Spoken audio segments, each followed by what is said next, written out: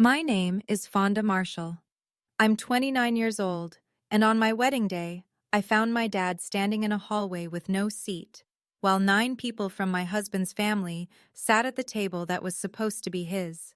Table 1, front and center. That's where my parents belonged.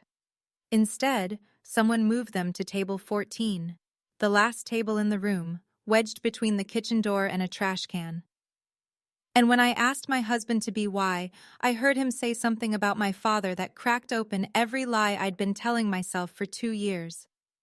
I stood in that hallway in my wedding dress, 200 guests waiting on the other side of the wall, and I made a decision that I cannot take back, and wouldn't if I could. What I did, what he said, and what happened to his family after, that's the story I'm about to tell you.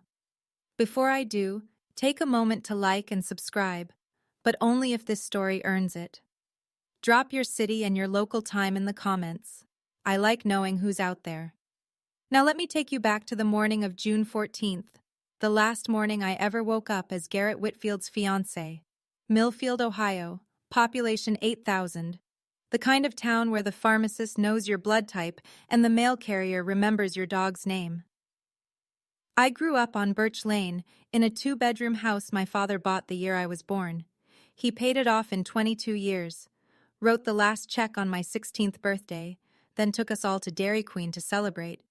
My dad, Dave Marshall, fixed pipes for a living. 35 years with the same pair of steel-toed boots, resoled 4 times. His knees went bad around year 20. His back followed around year 30. But I never once saw him miss a day when I was in school. He'd come home at 6, scrub the grease off his hands with that orange soap that smelled like gasoline and citrus, and ask me what I learned that day. My mom, Linda, worked the cafeteria line at Millfield Elementary. She served lunch to 400 kids a day and knew every single one by name. She knew which ones were lactose intolerant, which ones had peanut allergies, and which ones came to school hungry because there wasn't food at home. Those kids always got extra helpings. Always. We weren't wealthy. I shared a bedroom wall with the water heater. My winter coat in 7th grade was my cousin's from 2 years before. But the door was always open, dinner was always hot, and my parents never once made me feel like I was missing anything. I got through college on a scholarship and student loans, became a nurse practitioner at the community clinic on Route 9, paid off my debt by 28. I built that life with my own hands. But the foundation? That was Dave and Linda Marshall. I thought a family like that was enough for anyone. I was wrong. I met Garrett Whitfield on a Tuesday in October, 2 years before the wedding. His father, Richard, came into the clinic for a routine physical. Garrett drove him. He was leaning against the reception counter when I walked through with a chart. Tall, dark hair swept back, the kind of jaw that looks like it was designed in a boardroom. He smiled at me. And I'll be honest, I smiled back. We went to dinner that Friday, then again the next week, then every week after that. Garrett was charming in a way I wasn't used to. He opened doors, pulled out chairs, took me to a French restaurant in Columbus where the napkins were heavier than my winter coat. The Whitfields were a different world. Real estate developers, 3 generations deep. Their name was on a subdivision, a commercial plaza, and a bronze plaque at the country club where they'd been members for 25 years. 5-bedroom house on 2 acres. Richard ran the company. Garrett managed acquisitions. His mother, Constance, chaired the Hope Foundation's annual gala and sat on 2 nonprofit boards. The first time I met Constance, she wore cream silk and pearl earrings the size of dimes. She shook my hand, looked me up and down, and said, "A community clinic? How interesting." Garrett used to date the Harrison girl, Dr. Harrison's daughter over at St. Luke's. She smiled when she said it, the kind of smile that isn't really a smile. I told myself that's just how people talk in those circles. Stiff, performative. It didn't mean anything. Garrett squeezed my hand under the table and whispered, "She'll warm up." She never did. But by then, I was already in love. And love has a way of making you explain away the things you should be running from. Garrett proposed 14 months later, at the restaurant his family owned a stake in, a private room, candles, a string quartet, and Constance, sitting 3 tables away. Coincidence, Garrett called it. I said yes anyway, because the ring on my finger wasn't from Constance. It was from the man who drove 40 minutes to bring me soup when I had the flu, who texted me every morning, who said my parents were good people and that he couldn't wait to call Dave Dad. Then the wedding planning started, and the version of Garrett I thought I knew started to blur. Constance chose the venue, the Whitfield Country Club, not the little church on Maple Street where my parents were married. She chose the wedding planner, her friend Diane. She chose the menu, and when my mom suggested adding her fried chicken as one of the appetizers, Constance tilted her head and said, "That's sweet, Linda, but this is a seated dinner, not a potluck." My mother laughed it off. I saw the way her hands tightened in her lap. Every time I pushed back, Garrett had the same answer. "Let Mom have this one, babe. After the wedding, it's just us. Our own house. Our own rules." I wasn't a pushover. I want to be clear about that. I made a calculated decision. Lose the small battles now, win the war later. The venue didn't matter. The menu didn't matter. What mattered was the marriage. The 40 years after the party. That was my logic. And it made sense. Right up until I realized the small battles weren't small. They were rehearsals. Constance was testing how far she could push, and I kept giving ground. I didn't know it then, but the wedding day wasn't the war. It was the last rehearsal. June 14th, 6 a.m. I woke up in my old bedroom at my parents' house.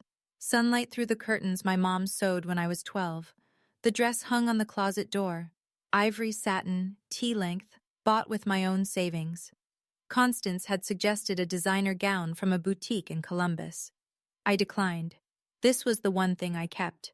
By 10, I was at the Whitfield Country Club. The place looked like a magazine spread.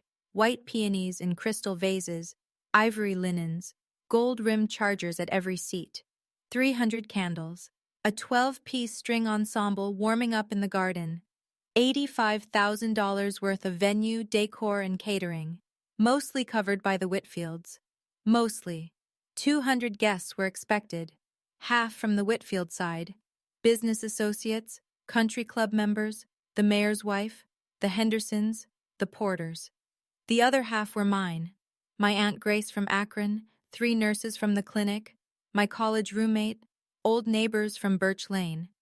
People who drove pickup trucks and wore department store dresses and didn't know what a charger plate was.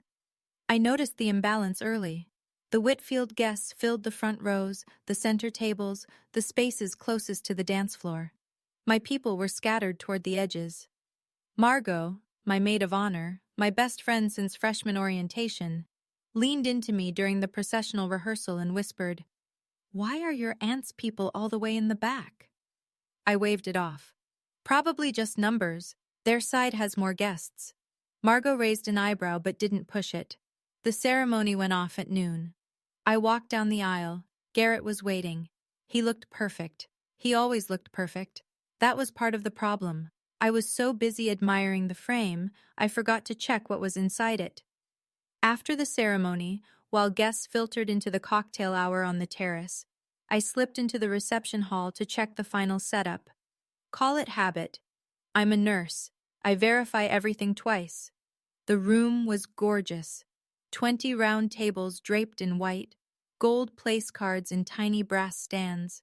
Table 1, the head table, directly in front of the dance floor and the stage, was set for 10. That's where both sets of parents were supposed to sit, along with Garrett's grandmother and my Aunt Grace. I walked to table 1 and picked up the first place card.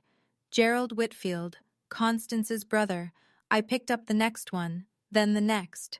Lydia Whitfield, Thomas Whitfield, Mr. and Mrs. Porter, Mr. and Mrs. Henderson, Patricia Whitfield Ross, Gerald Whitfield Jr., 9 Whitfields and their associates, no marshals. My chest tightened. I started checking the other tables. Table 2, Whitfield cousins. Table 3, country club members. I kept going. Table 10, Table 12. I found them at table 14, the last table, tucked against the far wall, next to the swinging kitchen door. I could hear pots clanging on the other side. The chairs weren't the polished mahogany that matched the rest of the room. They were padded folding chairs, the backup kind. A service cart with dirty glasses sat 2 feet away. The overhead light above the table was dimmer than the others because it was a utility fixture, not a chandelier. Dave Marshall. Linda Marshall. I stared at those 2 place cards, gold ink on cream stock, sitting on a table next to a trash can with a foot pedal.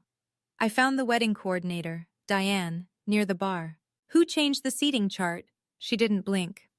Mrs. Whitfield adjusted it this morning. She said the bride approved. I never approved anything. I stood in that reception hall alone and did something I'd trained myself to do in the ER. Triage. Table 14, swinging kitchen door, clanging pots, folding chairs, a trash can with a foot pedal 2 feet from where my father would eat his daughter's wedding dinner. If I said nothing, here's what would happen. My parents would sit there. They wouldn't complain. My dad would straighten his tie, the one he bought in 2009, the only good one he owned, and he'd smile and say, "It's fine, sweetheart." My mom would fold her napkin in her lap and pretend she couldn't hear the dishwashers running 6 feet behind her head. And Constance would know. She'd know she could move Dave and Linda Marshall anywhere she wanted. The back of the room, the parking lot, out of the frame entirely. And no one would say a word. Every Thanksgiving after this, every Christmas, every grandchild's birthday, Dave and Linda would always be table 14. The people who didn't quite fit. The ones you seat near the service entrance so the important guests don't have to look at them. I thought about my dad's hands. 35 years of copper pipe and joint compound. He could rebuild a bathroom in a day. He saved 6 months to buy that suit. I thought about my mom's dress. She'd sewn it herself, altered an old one, added lace at the sleeves, replaced the zipper. I'd watched her work on it for 3 weekends, hunched over the sewing machine in the spare room, pins between her lips, squinting at the bobbin. These people fed me, raised me, drove through snowstorms to get me to school, and someone decided they belonged next to a trash can. I went to find Garrett. I thought he'd fix it. I thought he'd be angry on my behalf. I was wrong, for the second time that day. I know some of you watching right now are thinking about your own parents. Maybe yours were the ones who worked double shifts so you could have braces. Maybe they drove 3 hours to every school play. If you've ever had someone look at your family like they weren't enough, type "my family is enough" in the comments. Because what I'm about to tell you next is the reason I'll never let anyone put my parents at table 14 again. I found Garrett in the groomsmen's suite. He was standing in front of a full-length mirror, adjusting his cufflinks. Silver, monogrammed, a gift from Constance. Who moved my parents off the head table? He didn't look up from the mirror. Mom rearranged some things this morning. It's not a big deal. Not a big deal? They don't have seats, Garrett. Table 14 has seats. Table 14 is next to the kitchen, next to the trash. He sighed, the kind of sigh a person makes when they think you're being difficult. Fonda, we have 200 guests out there. Can we not do this right now? When then? After dinner? After they've already sat there for 3 hours? He turned from the mirror. His face was calm, patient. The face of a man who'd practiced looking reasonable while saying unreasonable things. Mom has her reasons. The Hendersons and Porters are sitting at table 1. They're important. More important than my parents? I didn't say that. You didn't have to. He stepped toward me, put his hand on my arm. Gentle, rehearsed. Baby, you're stressed. It's your wedding day. Let's get through dinner and I'll talk to Mom tomorrow. Tomorrow. That was always the answer. Tomorrow after the engagement party. Tomorrow after the shower. Tomorrow after the wedding. Tomorrow never came. I searched his face for something. Anger, guilt, surprise. Anything that would tell me he didn't know about this until right now. There was nothing. No surprise, no outrage. He'd known since morning, maybe longer. He knew Constance moved my parents to the back of the room, and he'd gotten dressed, fixed his cufflinks, and checked his hair in the mirror. I walked out without another word. I still had one more door to open. On my way back through the corridor, I stopped at the welcome table near the entrance. A stack of printed programs, ivory cardstock, gold lettering, sat in a neat row next to the guest book. I picked one up and opened it. Page 2. With love and gratitude to our families. Below that heading, a list. Richard and Constance Whitfield, Gerald and Lydia Whitfield, Thomas Whitfield, the Whitfield Family Foundation. 4 lines, all Whitfield. I flipped the card over, checked the back, checked inside the fold. Dave and Linda Marshall were nowhere. In the original version, the one I'd approved 3 weeks ago, my parents were listed first. With deepest love to Dave and Linda Marshall, whose sacrifices made all of this possible. I'd written those words myself. Constance had seen the proof. She hadn't objected. She hadn't needed to. She just waited until the morning of the wedding and had Diane reprint them. My parents' names, erased. Not just from the table, from the record. I found Margot near the bridesmaid's room, touching up her lipstick. One look at my face and she set it down. What happened? I told her. The table, the program, Garrett's reaction, all of it. 30 seconds, no pauses. Margot didn't flinch. She didn't gasp or say, "Oh my God," or tell me to calm down. She just closed the lipstick cap, put it in her clutch, and looked at me. "What do you want to do?" "I don't know yet." "Okay, what do you need from me?" "Stay close." "I'm here, Fawn. I'm right here." She didn't say, "I told you so." Margot had warned me about the Whitfields 6 months ago. Gently, once, and then never again. She respected my choices, even the ones she disagreed with. That's why I trusted her more than anyone in that building. I still didn't know what I was going to do. But I knew the next thing I needed to hear would decide everything. I walked back toward the groomsmen's suite. I wasn't eavesdropping. I was going to try one more time, to stand in front of Garrett and say, "Fix this, or I don't walk into that room." The door was cracked open. 3 inches, maybe 4. Enough to hear everything. Constance's voice first, low, controlled, the way she always sounded when she was most dangerous. "Garrett, look at her father. That suit is from 2005, and her mother? My God. Did she sew that dress herself? They look poor. You cannot have them sitting at the front table. Our guests will think, 'I know, Mom.' The Hendersons are sitting right there, Jim Porter and his wife. These are the people who matter, Garrett. Not, I'm sorry, but not a plumber and a lunch lady." "You're right. The Marshalls are fine in the back. It's more appropriate." A pause. Then Constance, quieter. "You should have listened to me from the start. She doesn't belong here." "She doesn't belong here." I pressed my hand against the wall. The hallway tilted.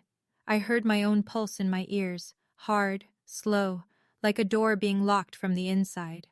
My father, the man who spent 35 years on his knees under kitchen sinks, who had 2 bad knees and 1 good suit, who drove 4 hours round trip every weekend to visit me in college because he thought the dining hall food wasn't enough.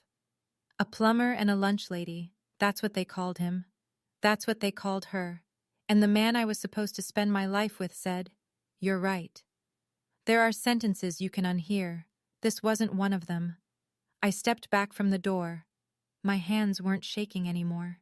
Something had gone very still inside me, like the moment in the ER right before a code, when the noise stops and everything becomes clear. I pushed the door open. Constance turned first. Her face froze. Half a second, maybe less, then rearranged itself into that smile. The one that looked like hospitality, but felt like a locked gate. "Fonda, sweetheart, you look stunning." I heard everything. Garrett's jaw tightened. "Heard what? We were just—" "Dad looks poor. Mom sewed her dress. They don't belong at the front table." I held his gaze. What part did I misunderstand? Constance stepped forward, hands clasped, the chairwoman posture. "Fonda, this is just a seating arrangement. We're trying to make sure—" You called my father a plumber like it was an insult. You called my mother a lunch lady like she should be ashamed of it. I didn't mean. And you, I looked at Garrett, said they were fine in the back, that it was more appropriate. Garrett's voice dropped, smooth, calm, the voice he used in client meetings when a deal was going sideways. You're emotional right now, Fonda. It's your wedding day. Let's take a breath and... I am breathing, Garrett. I've never been more clear. Constance glanced at her son. A quick, sharp look, the kind that said, handle this. Garrett tried again. Baby, come on. Let's not ruin... I'm not ruining anything. You already did. I turned and walked out. The hallway was quiet. 60 feet of polished hardwood between me and the reception hall. Behind me, I heard Constance hiss something to Garrett, too low to catch. His footsteps didn't follow. He didn't come after me. And that was the last answer I needed. I walked straight toward the reception hall, but I didn't go inside. Not yet. I went to find the only people in this building who had never, not once, made me feel like I wasn't enough.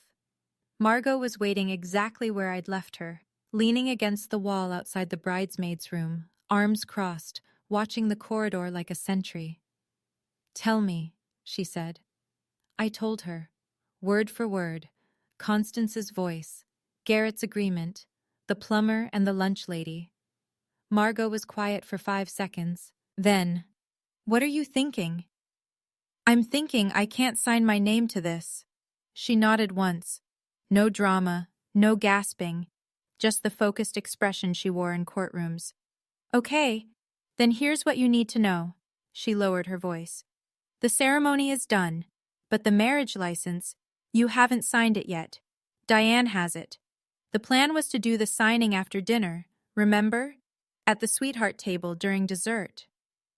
I remembered. Constance had insisted on making it a moment. The bride and groom signing in front of guests, like a performance. So legally, you're not married. The ceremony was symbolic until that paper gets signed, witnessed, and filed with the county. No signature, no marriage, no annulment needed, no divorce, nothing. I let that sink in. The officiant's words, the vows, the rings, none of it was binding yet. The only thing that mattered was a signature on a piece of paper sitting in Diane's leather folio. How long do I have? As long as you don't sign. But Fawn, once you walk in there, once the toasts start, once Diane brings out that license, the pressure to sign in front of 200 people is going to be enormous. I know. So whatever you're going to do, you need to decide before you sit down. She put her hand on my arm, firm, steady. I'm your lawyer and your best friend. In that order tonight. Whatever you choose, I'm standing next to you. I found my parents at table 14. Dad was sitting upright, hands flat on his knees, the way he always sat when he was uncomfortable but too proud to show it. His suit jacket was buttoned. His tie was straight. He'd polished his shoes that morning. I could tell because they had that dull shine that came from drugstore polish and a kitchen rag. Mom sat beside him, smoothing a crease in her dress. She'd altered it herself, taken in the waist, added lace to the sleeves, replaced the zipper. 3 weekends of work. I'd watched her hunch over the sewing machine in the spare room, pins between her lips, squinting at the bobbin. A server pushed through the kitchen door behind them. It swung open with a bang, letting out a blast of heat and the clatter of stacking plates. Mom flinched. Dad didn't move. Hey, sweetheart. Dad smiled when he saw me. You look beautiful. Dad, I'm so sorry about... Don't. He held up one hand. I can sit anywhere, baby girl. This is your day. It's our family's day. He looked at me for a long moment. Something moved behind his eyes. Not anger, not sadness, but something quieter. Understanding, maybe. Like he already knew what I hadn't said yet. I thought about the $12,000 sitting in the catering company's account. My parents had saved it over 15 years. A little each month from a plumber's pension and a cafeteria worker's paycheck. It covered the catering deposit, every plate, every glass of wine, every dessert that 200 guests would eat tonight. Without that 12,000, there was no dinner. And Constance had put the people who paid for the food next to the place where the trash goes out. "Stay here," I said. "Both of you. I'll be right back." Mom reached for my hand. "Fonda, don't make trouble on account of us." "I'm not making trouble, Mom. I'm finishing it." The reception doors opened. 200 guests filed in, guided by the string ensemble playing Pachelbel's canon like it was a lullaby for rich people. I watched from the edge of the room as they found their seats. The Whitfield side settled into the front tables with the ease of people who always sat in front. The Millfield side shuffled toward the back, checking place cards, pulling out chairs that didn't quite match. The MC, Derek, Garrett's fraternity brother, stepped up to the mic. "Ladies and gentlemen, let's welcome the families of our beautiful couple," he gestured to table 1, the Whitfield family. 9 people stood. Constance beamed. Richard gave a modest wave. Gerald and Lydia clinked glasses. Applause. Derek paused, glanced at his card, moved on. "And now, let's raise a glass to love." No mention of the Marshalls. Not a word. From across the room, I saw Nurse Patricia, my charge nurse, the woman who trained me in the ER, walk toward table 14 with a plate of appetizers. She stopped, looked at the folding chairs, looked at the kitchen door, looked at my father. She set the plate down and came straight to me. "Fonda." Her voice was low, controlled, the same tone she used when a patient was coding. "Why are your parents sitting next to the service entrance?" "I'm handling it, Pat. That man rebuilt the plumbing in my house for half price when my pipes burst in January. He wouldn't even take a tip." "I know. So why is he sitting next to a trash can at his daughter's wedding?"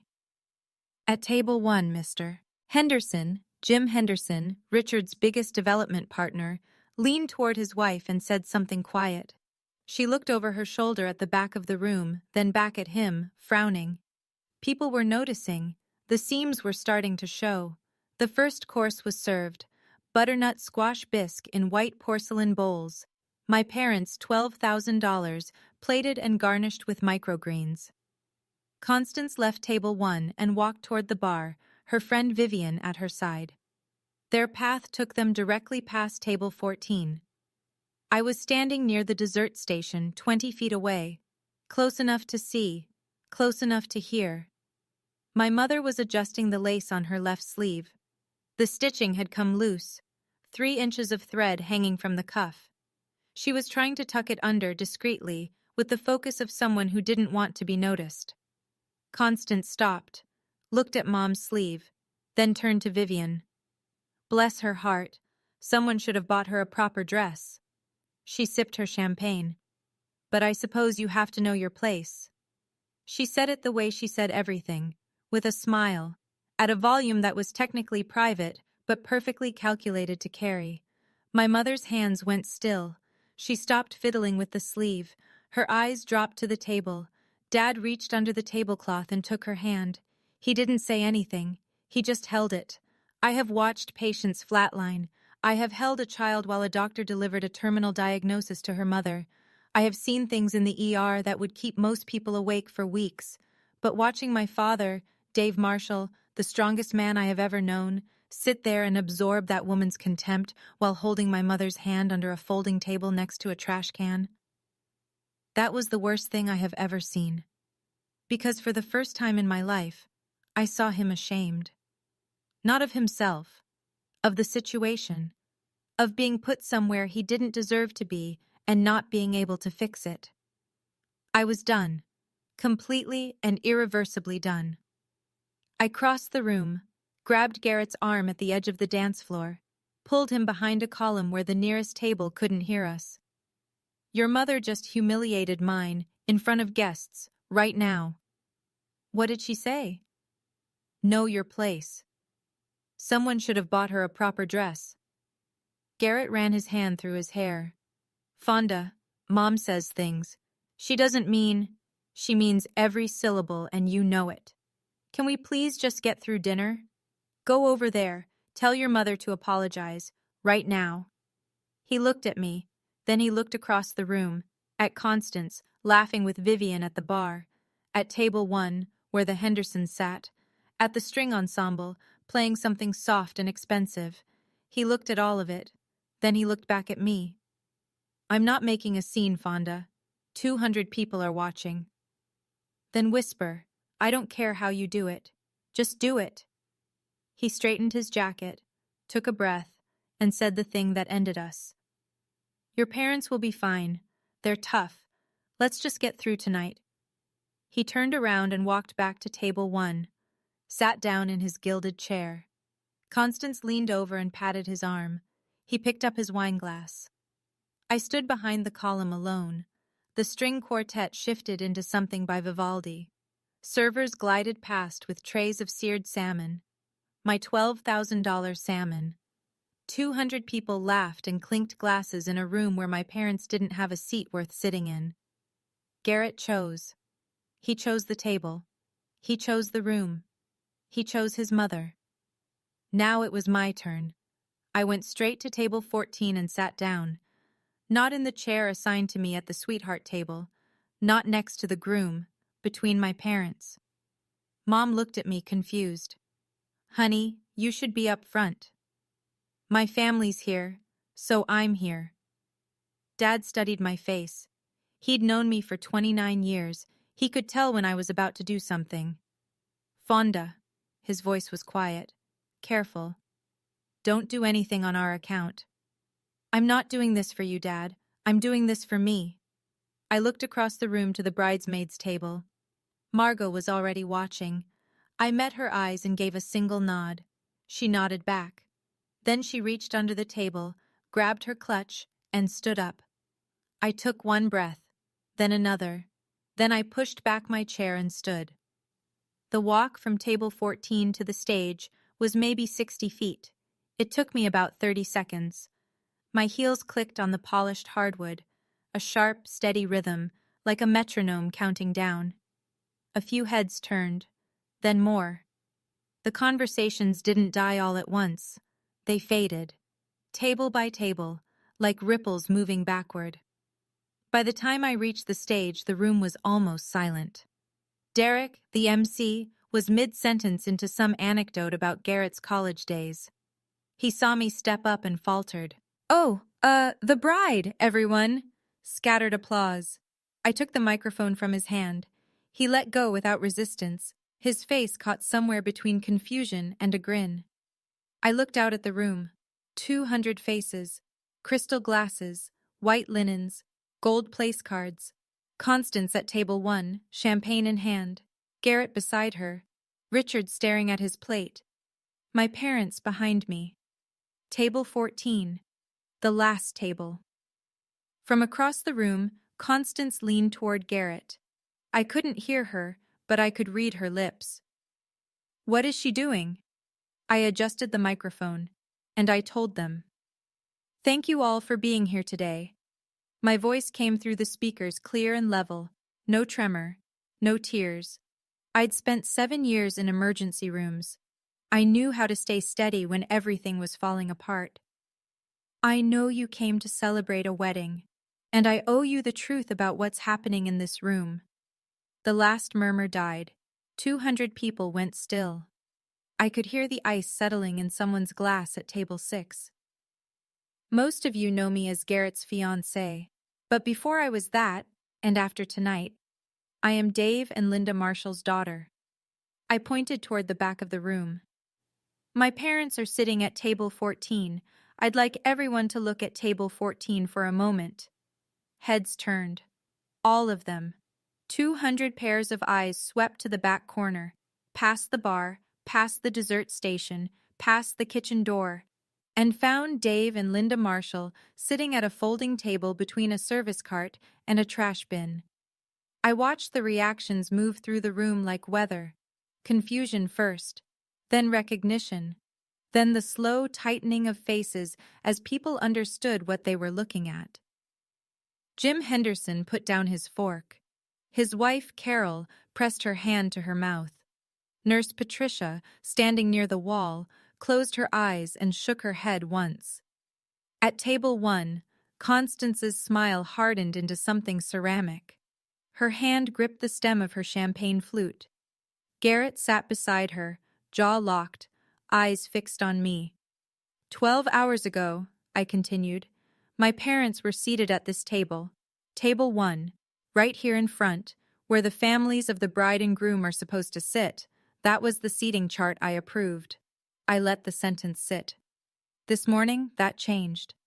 This morning, someone walked into this room and replaced every place card at the head table. My parents were removed and reassigned to the last seat in the house, next to the kitchen, next to the service entrance, next to the trash. I paused. Let the room absorb it. That person was Constance Whitfield.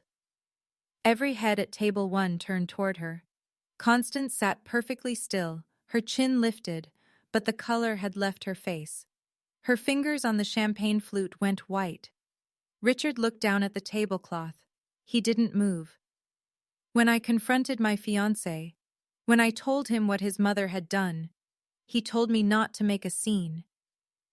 I kept my voice even, factual, like reading a chart out loud during rounds. And when I heard him speak to his mother privately, he said, and these are his exact words, "The Marshalls are fine in the back. The Hendersons and Porters are more important." Jim Henderson pushed back from the table, not dramatically, just enough to create distance between himself and the Whitfields. His wife stared at Garrett with an expression I recognized from the ER, the look people get when they realize they've been standing next to something unsafe. Garrett stood up. "Fonda, that's not... You're twisting." "Sit down, Garrett." I didn't raise my voice. I didn't need to. "You had your chance to stand up for my family. You chose not to." He stayed on his feet for 3 more seconds. Then Constance pulled his sleeve and he sank back into his chair. The room was so quiet I could hear the kitchen door creak on its hinge. My Aunt Grace, sitting at table 11, put her hands flat on the table and whispered, "Tell them, baby." "Let me tell you about the people who were moved to table 14. I turned slightly, just enough to see my father in my peripheral vision.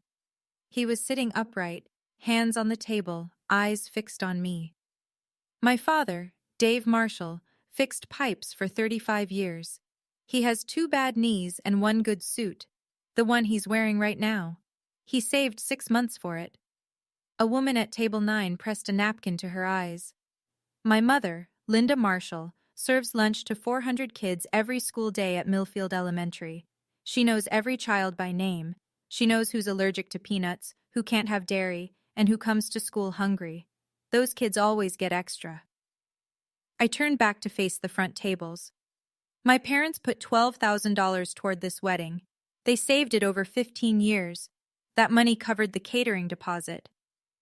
I let the math settle over the room. People looked at their plates, looked at their wine glasses, looked at the seared salmon and the butternut bisque. Every plate you're eating tonight, my parents paid for it. Then I looked directly at Constance. And you put them next to the garbage. The room fractured. Gasps. A sharp intake of breath from table 3. Vivian, Constance's friend, set her glass down and put 6 inches between herself and the woman she'd been laughing with 20 minutes ago.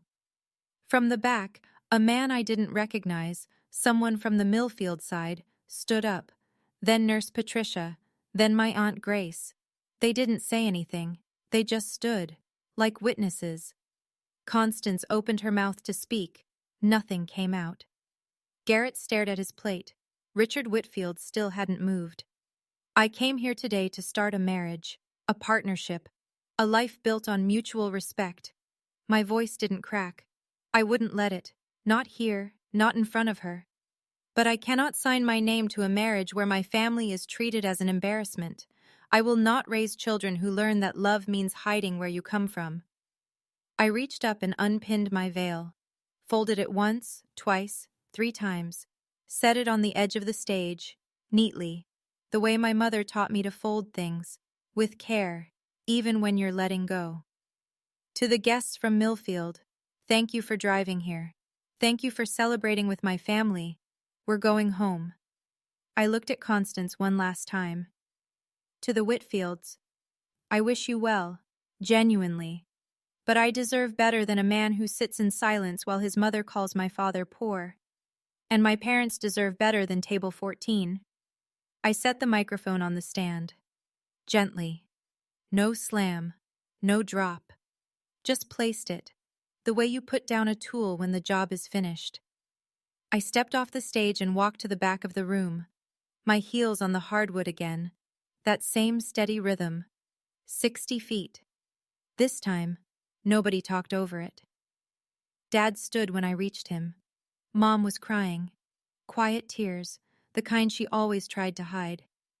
I hugged them both, right there, between the folding chairs and the kitchen door. Margot appeared with my coat and bag. She'd already called a car.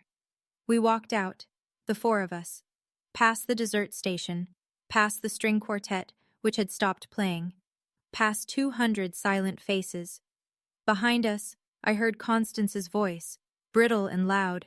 She's lost her mind. And Garrett calling, Fonda! Fonda, wait! I didn't wait. The door closed behind us, and the last sound I heard was my own breathing. If you're still here, you already know why I did it. But I want to hear from you. Has anyone ever told you your family wasn't good enough? That your parents didn't fit in? Type, not table 14, if you know that feeling. And if this story hit close to home, share it with someone who needs to hear it today. Now, what happened after I walked out? That's where the real story begins. That night, I sat at the kitchen table in my parents' house. Same table I'd done homework on since 3rd grade. Formica top, chrome legs, a chip in the corner from when I dropped a cast iron skillet in high school. Mom made coffee. Dad sat across from me and said nothing, which was his way of saying everything. At 9:15, Margot called. The marriage license is still unsigned. I confirmed with Diane. She has the original document. It was never signed, never witnessed, never filed. So legally, you were never married, not for a single second. No annulment required, no divorce proceedings, nothing. You walked away clean. I exhaled. One knot in my chest loosened. There's more, Margot said. Under Ohio law, since you cohabited, he may try to claim some shared property. But your lease is in your name, and your bank accounts are separate. You're in a strong position. Okay. One more thing. He's been calling. 17 missed calls from Garrett, 3 from Constance, 1 from Richard. Block all 3. Already done. After Margot hung up, I sat in the kitchen for a long time. Dad had gone to bed. Mom was washing the coffee mugs, even though the dishwasher was empty. She always washed things by hand when she was worried. My phone was silent now. No more calls. No more texts alternating between, "Baby, I'm sorry," and "You humiliated my family," and "You'll regret this." I didn't need his apology. I needed him to have stood up 6 hours ago and said, "That's my wife's family. Put them back where they belong." He didn't, and I couldn't undo what I'd heard. Mom dried the last mug, set it in the cabinet, and kissed the top of my head on her way to bed. "I'm proud of you," she said. "Your father is too. He's just no good at saying it." 2 weeks later, I threw up in the bathroom at 7 in the morning, then again at noon, and again at 4. I bought a test at the CVS on Route 9, the one where the pharmacist, Gail, had known me since I was 6. She looked at the box, looked at me, didn't say a word, just rang it up and handed me the bag. Positive. 2 pink lines, sharp and unmistakable, on the bathroom floor of my parents' house. I sat on the tile and cried.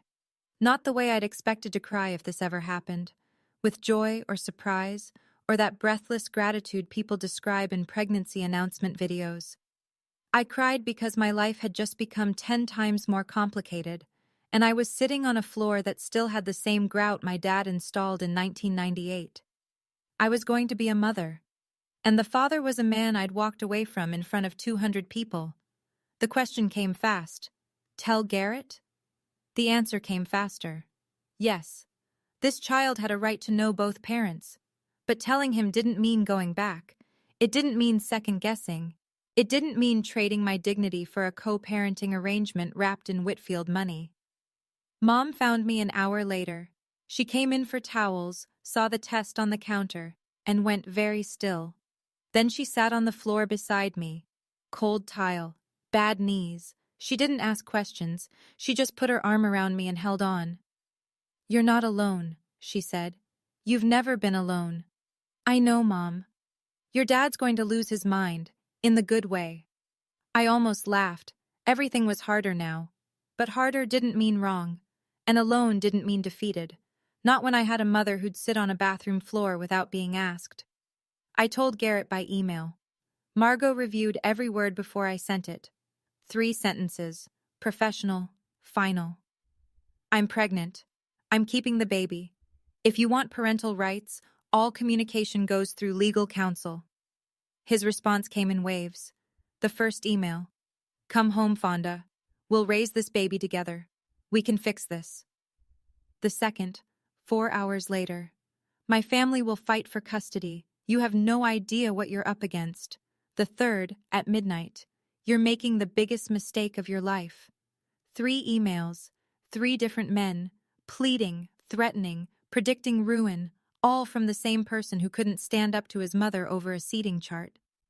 Then Constance called. She'd gotten a new number. Mine was blocked, so she tried the house line. Dad answered. I was standing in the kitchen doorway. "Mr. Marshall," Constance said, her voice perfectly measured. "I trust you understand that this child is a Whitfield. We have the best attorneys in the county." Dad looked at me. I nodded. "Mrs. Whitfield," he said, "my daughter has a lawyer. Talk to her, not to me." He hung up, set the phone down gently, went back to his coffee. That week, Margot connected me with her colleague, Hannah Wells, a custody attorney out of Columbus. Hannah was direct. "Ohio courts favor the primary caregiver. You have stable employment, family support, and no history of instability. His family's money is not a legal argument." I filed the paperwork. Everything through proper channels. No phone calls, no confrontations, no emotional negotiations. Just documents, deadlines, and boundaries. Constance had said they had the best attorneys in the county. Maybe they did. But I had something she didn't anticipate. A woman who stopped being afraid of her on a Saturday in June. The fallout came quietly. No explosions, no headlines, just the slow, steady erosion of everything the Whitfields had built their reputation on. Jim Henderson called Richard the following Monday. I didn't hear the conversation firsthand. I heard it later, secondhand, through Margot, who heard it from Hannah, who heard it from a paralegal whose husband played golf with Henderson. "Richard, I've been thinking about the development on Oak Ridge. I'm not comfortable moving forward." "Jim, what does a wedding have to do with a business deal?" "If that's how your family treats the people closest to you, I need to think about how you'd treat a partner when things get difficult." Henderson pulled out of the Oak Ridge project, a mixed-use development worth, by local estimates, somewhere north of $300,000 in Henderson's share alone. Richard had to find a new investor. The project stalled 8 months. 3 weeks after the wedding, the Hope Foundation board met behind closed doors. Constance had chaired their annual gala for 6 years. She'd raised more money than any previous chair. But the board had received calls, donors asking questions, members uncomfortable with the optics. Constance wasn't fired. That's not how these things work in small-town society. She was invited to step back, to focus on family. The gala went on in September without her name on the program. I didn't orchestrate any of this. I want to be clear about that. I never called Henderson. I never contacted the foundation. I never posted on social media. I never told anyone outside of Margot and my parents what happened in that hallway. I didn't have to. 200 people watched Constance Whitfield put a plumber and a lunch lady next to the trash, and 200 people went home and talked about it. Consequences don't always come with a microphone. Sometimes they come with a phone call on a Monday morning. A month after the wedding, Garrett showed up at my parents' house. I was upstairs. I heard the knock, then the screen door creak, then my father's voice. Garrett. Mr. Marshall, I came to apologize. I was hoping to talk to Fonda. She told you. Go through the lawyers. I know what she said, but I want to say this in person. I should have handled things differently. I should have stood up for your family. Through the window I could see them. Dad on the porch, arms at his sides. Garrett on the front walk, one step below, looking up. You should have, Dad said. Can I see her? 5 minutes. Dad didn't move, didn't shift his weight, didn't cross his arms. He just stood there, filling the doorway the same way he'd stood in every doorway of my life. Solid, present, unmovable. My daughter made herself clear. If you want to be part of this child's life, Hannah Wells has the paperwork. That's the road. Garrett's face tightened. The polished patience cracked, just for a second, and something raw showed through. Not remorse, but frustration. The frustration of a man who was used to getting his way and couldn't understand why the script had changed. You're going to regret this, he said. My family won't let this go. Dad looked at him for a long moment. Then he said something I'll never forget. I'm not keeping anyone out, son. I'm keeping the door. He stepped back inside and closed it. Not a slam, a click. The quiet, definitive sound of a latch falling into place. I watched from the upstairs window as Garrett stood on the walkway, staring at the closed door. Then he got in his car and drove away. Dad never mentioned the visit. That night at dinner, he passed the potatoes and asked me how the clinic was going. 5 months. That's how long it took to build a new life from the pieces of the old one. I found an apartment 3 blocks from my parents. 1 bedroom, 2nd floor, $850 a month. The carpet was beige. The kitchen had 1 counter. The bathroom fan sounded like a helicopter taking off. It was mine. Mom came over with a measuring tape the first day. By the end of the week, she'd sewn curtains for every window, blue gingham for the kitchen, white cotton for the bedroom, yellow flannel for the room that would be the nursery. Dad showed up with his toolbox on a Saturday morning, fixed the leaky faucet in the kitchen, replaced the shower head, reinforced the closet rod. Then he spent 3 hours in the nursery building a shelf out of reclaimed wood from a barn demolition in Fairfield County. He carved a small groove along the top edge, no name yet, just a notch where one would go. I dropped to part-time at the clinic during the last trimester. My charge nurse, Patricia, rearranged the schedule without me asking. You covered for me during my hip surgery, she said. This is nothing. I won't romanticize it. There were nights I sat on the kitchen floor and cried. Not because I regretted leaving. I never regretted that. Because carrying a child alone is hard in ways nobody prepares you for. The 2 a.m. cramps with no one to get you water. The ultrasounds where the tech asks, "Is Dad joining us?" The baby shower my mom threw in the living room, where the only empty chair was the one that would have been his. I chose this. I'd choose it again. But choosing something right doesn't make it easy. Single motherhood isn't a punishment. But it's not a vacation either. It's just life. And I was living it. Elise Marie Marshall came into the world on a Tuesday at 6:14 in the morning. 7 pounds, 2 ounces, 10 fingers, brown eyes, a scream that shook the delivery room. Marshall. I gave her my name, my parents' name, the name of a plumber and a cafeteria worker who never once made their daughter feel like she wasn't enough. Dad held her first, after me, after the nurses. His rough hands cradled her like she was made of blown glass. He didn't say anything for a full minute, just stood at the window with the morning light on his face and this baby in his arms, breathing. Mom took photos, 47 of them. I counted later. 2 weeks after Elise was born, a letter arrived at my apartment. No return address, but the stationery was heavy, the kind you buy at a specialty shop, not a drugstore. I recognized the handwriting from the Whitfield holiday cards Garrett used to show me. Richard Whitfield.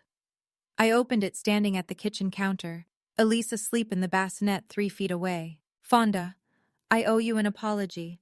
Not for what my wife and son did, but for what I didn't do. I was in the room. I saw the seating chart change. I heard the conversation. And I said nothing.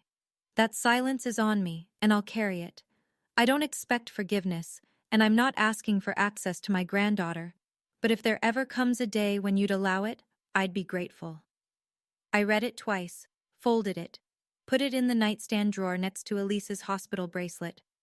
I didn't reply. Not that day, not that month. Maybe Richard was sincere.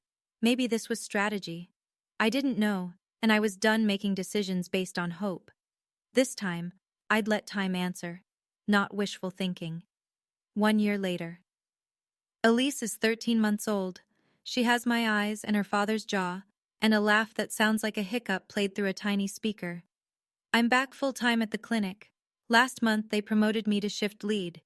It came with a $2 raise and a set of keys to the supply closet. I've never been more proud of a set of keys in my life. The apartment still has beige carpet and one kitchen counter. But the walls are covered now. Photos of Elise at the pumpkin patch. Elise with Dad's reading glasses on her head. Elise smearing sweet potato across Mom's apron. The bookshelf Dad built holds 32 children's books, and one framed picture of my parents on their wedding day, 1991, standing outside the church on Maple Street. The custody arrangement went through family court in October. Garrett gets 2 weekends a month. He picks Elise up at 9, returns her by 5. On time, every time, I'll give him that. Constance is not part of the arrangement. Not because I banned her, but because I set one condition. Any visit with extended family requires my presence or my parents' supervision. Constance called it an insult. I called it a boundary. She hasn't met Elise. Not because the door is locked, but because she won't walk through it on anyone's terms but her own. Garrett and I communicate through a co-parenting app. Short messages, pickup times, doctor's appointments, no small talk, no arguments, just logistics. He's different on handoff days. Quieter. He holds Elise a little longer before giving her back. Once, I saw him smell the top of her head and close his eyes, and something in my chest ached. Not for him, but for the version of him that might have existed if he'd been brave enough to choose differently on a Saturday in June. Sunday dinner at the Marshall house. 6 o'clock. Same as every week since I came home. The table is the one I grew up with. Formica top, chrome legs, that chip in the corner. 6 chairs, and not a single one matches. Dad's is a wooden rocker he refinished from a yard sale. Mom's has a cushion she crocheted in 2004. Mine is a folding chair from the garage, the good kind, with a padded seat. There's no place cards, no chargers, no string quartet. Mom made her fried chicken, the recipe Constance cut from the wedding menu. Mashed potatoes from scratch. Corn on the cob because Elise likes to hold it, even though she doesn't have enough teeth to eat it. Margot is here, and her boyfriend, Tomas, who she met at the courthouse last spring. Patricia came too. She brings pie every Sunday now and claims it's because she bakes too much. Nobody believes her. Nobody cares. Elise is in Dad's lap, grabbing at his glasses. He lets her. He always lets her. You know, he says to her, close and quiet, like he's sharing a secret. Your grandpa used to fix pipes for this whole town. Now I just fix things for you. She throws a spoon on the floor. Everyone laughs. I look around the table. The overhead light buzzes a little. Dad says he'll fix it next week. The wallpaper in the hall is peeling at the seam. There's a draft from the back door that Mom covers with a rolled towel from November to March. No champagne, no crystal, no $85,000 venue. But every person at this table chose to be here. Every person belongs. And nobody is sitting next to the trash. This is my table 1. I'm not telling you this story to teach you anything. Everybody's situation is different. Everybody's breaking point is different. And I don't know your table 14. But if you're sitting in one right now, if there's a room in your life where you're always in the back, always near the door, always made to feel like you should be grateful for the chair instead of asking why it's next to the garbage, I want you to know something. You can stand up. You don't need a microphone. You don't need 200 witnesses. You don't need a lawyer standing in the hallway or a father blocking the door. You just need to know, in your bones, past the doubt, past the guilt, past the voice that says, don't make trouble, that the people you love deserve better. And if the person you chose agrees when someone calls your family poor, that person didn't choose you. They chose convenience. They chose comfort. They chose the easier version of love, the kind that doesn't require courage. That's not love. That's a seating chart. My name is Fonda Marshall. I'm 30 now. I'm a nurse, a mother, a shift lead, and Dave and Linda Marshall's daughter. I live in a one-bedroom apartment with beige carpet and a bookshelf my dad built from barnwood. My daughter laughs like a hiccup, throws spoons on the floor, and has never once sat at a table where she didn't belong. And I have never been prouder of where I come from. That was my story. Now, I want to hear yours. If you've ever had to stand up for your family, type Table 1 in the comments. If you think I made the right call, or the wrong one, tell me. I want to know. And would you have answered Richard's letter? That's one I'm still figuring out myself. If you're new here and this resonated with you, hit subscribe. I share stories like this every week, and there's another one in the description I think you'll connect with. Thank you for staying until the end. That means more than you know.